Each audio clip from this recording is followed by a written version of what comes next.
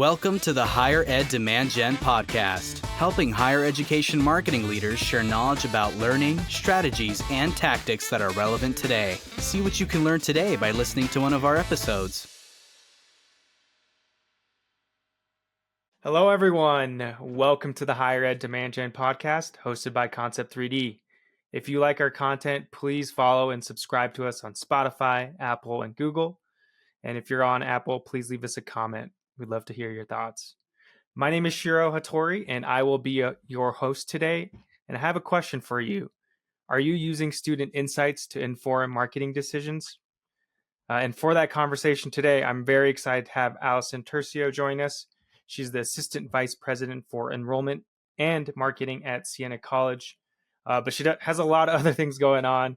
She's also the host of the Application Podcast by Enrollify.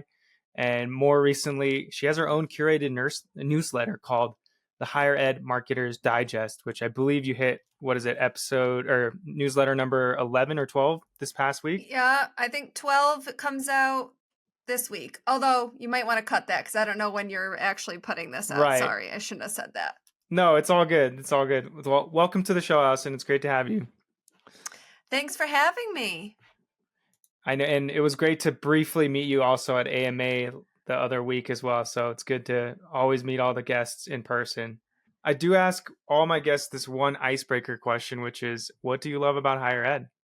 Yeah, I really just believe in it. I'm one of those diehard. I believe education can make the difference in people's lives. I think if higher education can get its act together and work more as one entity, really powerful change can come about. And I believe in lifelong learning. I've got degrees all the way up through doctorate. I love being in school, and I also teach. In addition to my work at Siena and the podcast and all of that, I actually teach marketing classes at the college. I'm so lucky. So I just really believe in education. I'm a true believer. Thank you for sharing that. Well, you're talking about your role at Siena and also how you're teaching as well. Can you tell us a little bit more about your responsibilities and your day-to-day? Yeah, so I have a bit of a hybrid role that's sort of enrollment management side and marketing side, but I do lead the marketing team at the college, and that is college-wide marketing and also includes enrollment communications, market research, social media. So I am responsible for college-wide marketing, but we work in a really integrated way at Siena across admissions, marketing, enrollment management, financial aid, to sort of all work in one strategy together. Fantastic. And I know we talked about this for a while in our previous call, but given your role and your ability to kind of work across departments, we talked about using student insights to really inform decisions that marketing makes, right? Can you tell us a little bit more about what that looks like? Yeah, I mean, I think the main thing is opening your mind to what can be used as insights to help drive decision making. So I think about things like we will use data from students' applications. What are they putting in on the application? What are they talking about? And there's certain fields that we really pull in, and we do qualitative data analysis on those fields in the application. I think about what they're saying back to admissions counselors and financial aid counselors. We analyze what questions they have. We analyze what's on their minds to help understand them better. And then on an individual basis, we look at a student and we really try to discover what's important to this student. What connection do they need to make? And then we build communications that are that personal. I mean, we really write the email out one-to-one for many, many of the students where we can. You know, it's not easy to scale that, but if you can use data to inform which students to target with that kind of one-to-one, extremely personal outreach, we do reap the benefits from that. So we just really think very broadly, I think about what can be used as student insights. Gotcha. So instead of just collecting data and waiting a few months to report on it, you're actively doing something about it, like immediately, like following up one-on-one and, being very direct between messaging. Yeah, and we're really using what they're telling us about themselves to do that. You know, we have other market data. We have a tool called Market View, which I highly recommend. If you don't know what it is, check them out. And that lets us compare our enrollment and admissions data point in time, date to date, year over year, versus other groups of colleges, say other colleges in New York or national or other private colleges, right? So we have that, you know, sort of high level data. How are we performing against the market? And also, of course, we already always had data on how we're performing versus ourselves prior years. But what I'm talking about is really like getting down into the student files and what the students are telling us, and the students what can their communications to us help inform our marketing. And have there been any learnings? We're talking more like one-on-one conversations here, right? Yeah.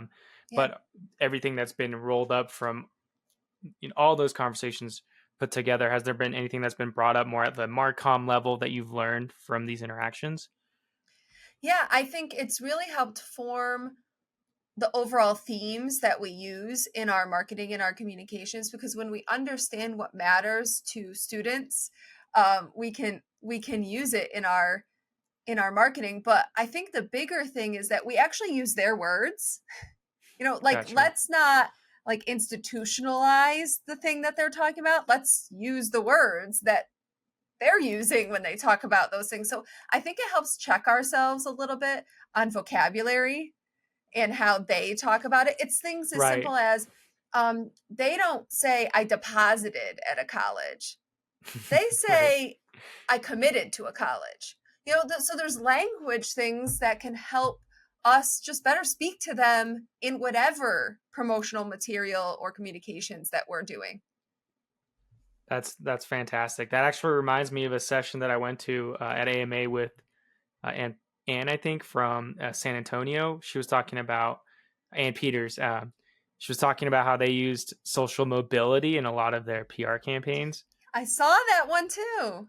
I think I Yeah. maybe met you there, but yeah, it was, they basically did market research and found out like 70% of their community or whatever, I forgot the exact numbers, but they didn't understand what social mobility meant. So having it be the key Yeah. focus of your keyword is not going to have as much impact. And they found something about being a Hispanic serving institution versus, I think maybe there was a Spanish language piece that performed better than that. But yeah, but if they might not have needed to do the market research, to be honest, if they had been looking at the students and the language that they use to describe the school, possibly. That's fantastic. And is there anything else you're seeing as of recent? I think you mentioned that you're considering doing a little more traditional mail than you used to before as well, just speaking specific tactics. Yeah, you know, the digital space is getting very expensive and very competitive for our students, right? I know I'm not the only college in touch with our students. And so we used to have an edge, I think, because we had these really ultra targeted strategies for how we would use digital and use our student list to market directly to their households. But lots of people are catching on to that now. So it's like, what's the next edge? How do you Right. sort of keep that going? And one of the things we're doing is we're doing more print, but we're doing more personal print. One of the things that we've added into our communications this year is a admit letter for parents. So it's a letter that says, you know, how thrilled we are to welcome the whole family to the community, and congratulations to you too, because this is a win for you as well. And again, we can't scale this for all 6,000 plus students that we will admit, but we have used data to help us target certain students. And on certain students' letters, we will add a line in that is specific to that student and something very special they have accomplished in their lives. And we will say something like, we're very impressed with Allison's leadership in Scouts over the years. You know, we will say something about that student. So we're leveraging different ways of getting in front of people. I guess I shouldn't say different because it's a traditional way, but we're doing it in a very different way and trying to be more personal. Exactly.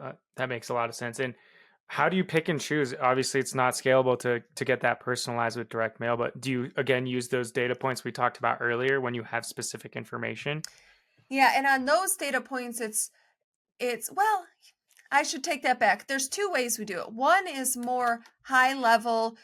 We have sort of predictive modeling that helps us see what students are most likely to come to Siena anyway, most likely to enroll, and then maybe the ones that aren't so likely. So that helps us, right? Because the ones who aren't as likely are the ones that Right. you want to target for something like this. But also, as we're reviewing applications, if there's a student that just has something really special in their record, then we will put them in too. Because why would we miss the opportunity to mention that to their parents? Because we know their parents are proud of that thing that they're doing, right? So how can we put that in? So I guess it's a mix. It's a mix of that really personal one-to-one review of each student and where they are and what they're interested in, plus using the big data to help inform. That's fantastic. And I'm a marketing nerd, so I'm just curious, how do you actually measure, like how were you able to tell, hey, this tactic's actually working? Were you seeing like higher percentage of commits and deposits from this audience?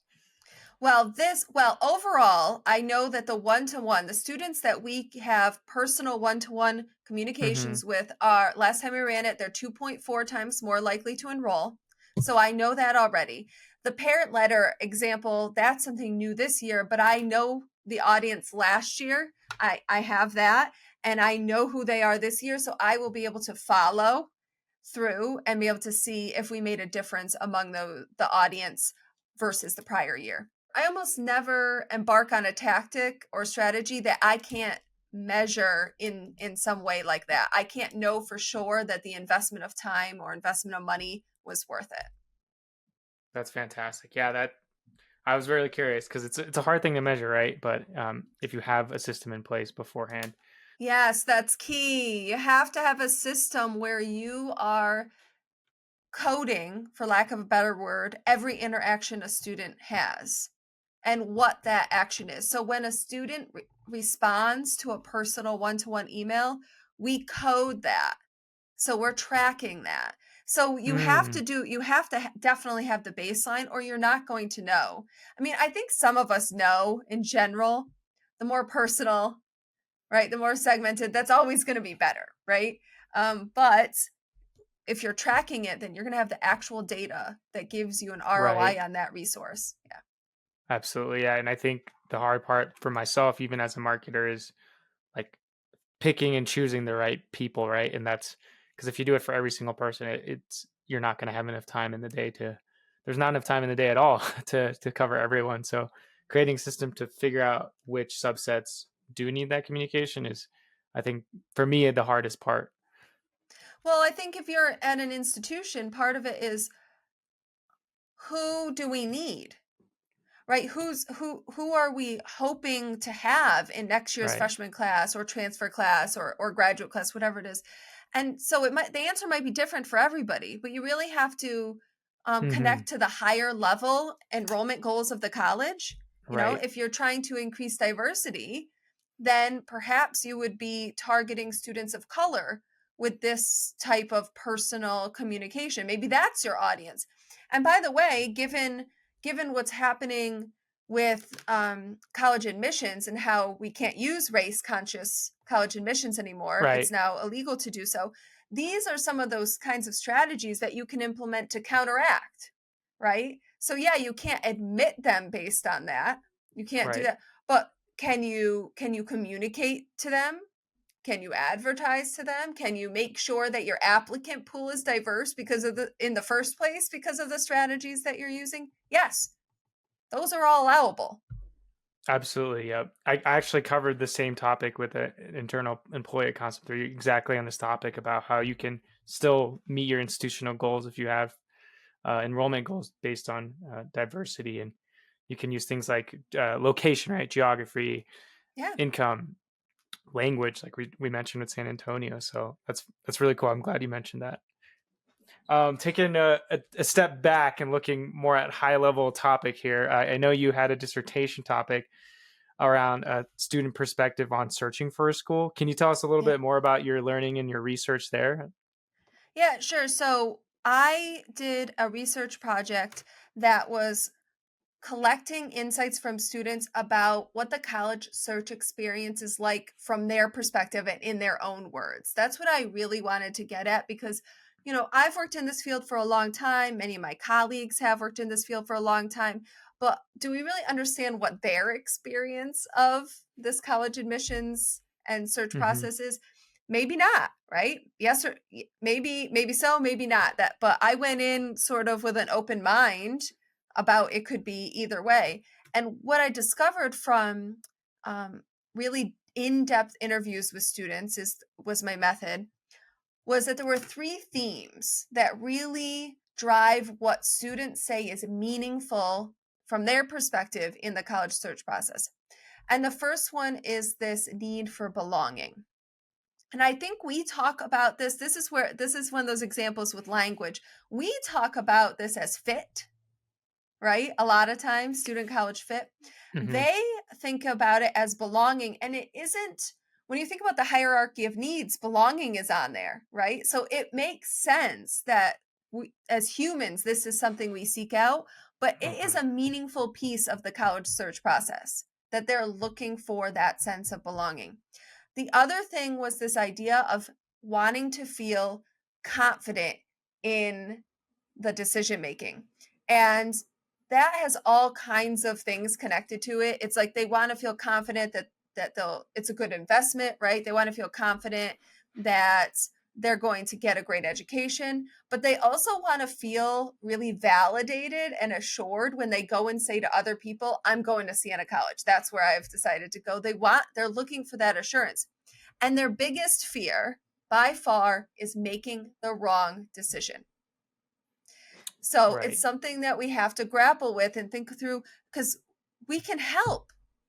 We can help with that. We take the stance at Siena really very much that, you know, it doesn't serve us to have a student come here and it's not right for them, right? So we really try to play that role on helping students reflect on what they need, what they're looking for to help them find their right school. And then the last one was this idea of forming a vision for their future. It happens really early on. And, for some students, the idea of will I go to college is a question. Mm-hmm. Is that will I? And then there's other students that never even thought that college was a given. And so we really need to we need to understand that there's different types of students out there. And so they form a vision for their future. And then they start picturing if college is part of that future, they form a picture in their head of what the college experience should be like. It could be from TV, it could be from movies, it could be from siblings, cousins who've gone to college.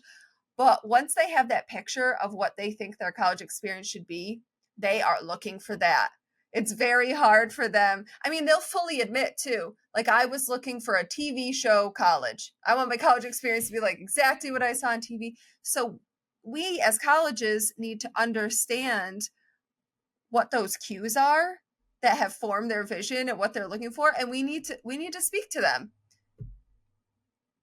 That's amazing. That's fantastic. Thank you so much for sharing that. I I know for fact my decision in picking a school had a lot to do with your point 1 and 3, which is the belonging is their community for the activities I like to do, which is skiing, Yeah. and then fitting that vision where like I did want to experience that big state school experience, and so that was kind of you know related probably to media and movies, but Yeah. that was the vision I had, and that ultimately led to my decision as well. So. When you think about surveys that often go out about this, like what formed your vision, what led to it, it's cost, right? Well, Right. cost is about, is it right or not? Am I making the right decision? Because you have to feel like the cost Mhm. is worth it and affordable, right? It goes back to it. Availability of majors always up there. Well, you have to have availability and you're looking for a good reputation of an academic program so you feel like you're making the right decision. Fit, that speaks to belonging and the clubs and activities like you're saying, right? So even on those more one-dimensional type of ways that we ask students what factored into their decision, you can see how it connects back to these themes. I really like that you tied cost to the fear and confidence aspect about making the right decision, because that makes a lot of sense, especially for someone who is going to be going into student debt with their decision. How can you feel like you're making the right decision without Hmm. cost being in the mix in your mind? Of course it is. They actually even say the amount that you give or get from a merit scholarship makes them feel like validated or affirmed, like, and valued. How much does this school want me? There's so a lot of times we think about these really rational ways that students are, of course, going to look at factors and Right. pros and cons to figure it out. But even underlying those very rational factors that they might verbalize, there's this emotion that's Hmm. driving the decision making. Right. I love that you brought that up too. I think that's one thing I learned like in marketing and sales 101 is usually purchasing. This may be more Yeah. e-commerce or commerce, but it's an emotional decision at the end of the day. The rational Yes. points add up We're to all that factor. consumers. We're all Yeah. consumers. So we should admit and recognize by now that we make emotional purchases, and college is no different. That's Right. really what it is. We like to believe it's very rational. Cost, availability of major, location, Hmm. all these things. We even ask students very rational questions to help them form a college list, right? But Yep. it's not what drives the actual decision making, and it's the emotions that students say is what's meaningful to them when they're going through this process. Yeah, that's great. I want to take this whole like 5 minute segment out and make a little short video of it because it was fantastic. And I just want to, move a little bit on to uh, kind of bringing everything together that we talked about today about, why is this important, right? And how is this applied differently to different size institutions? And I think you brought up a good point. Like, you know, if you are a smaller institution or regional institutions, you don't have this unlimited budget that maybe some of the bigger schools have or the better branded schools, and tying those relationships with marketing, admissions and enrollment, and creating this understanding of the student perspective is really important. Can you tell us a little bit more about that too? Yes, I think of Siena and a lot of schools like us as challenger brands. We're not name brand household Right. names necessarily. Maybe in our local regions or in regionally, yes, household name, but not nationally. We're not Harvard, we're not an Ivy, we're not Duke. We're not these sort of powerhouse brands. So we don't have as much equity in our brand name. And let's be honest, our operating budgets at schools like us are tighter. They're more reliant on tuition generated revenue. And so we have to think how we can optimize and just think about it smarter. And I think that when you put yourselves in the shoes of the student, that's a way to do that. And I think you're also showing the student what kind of school you are.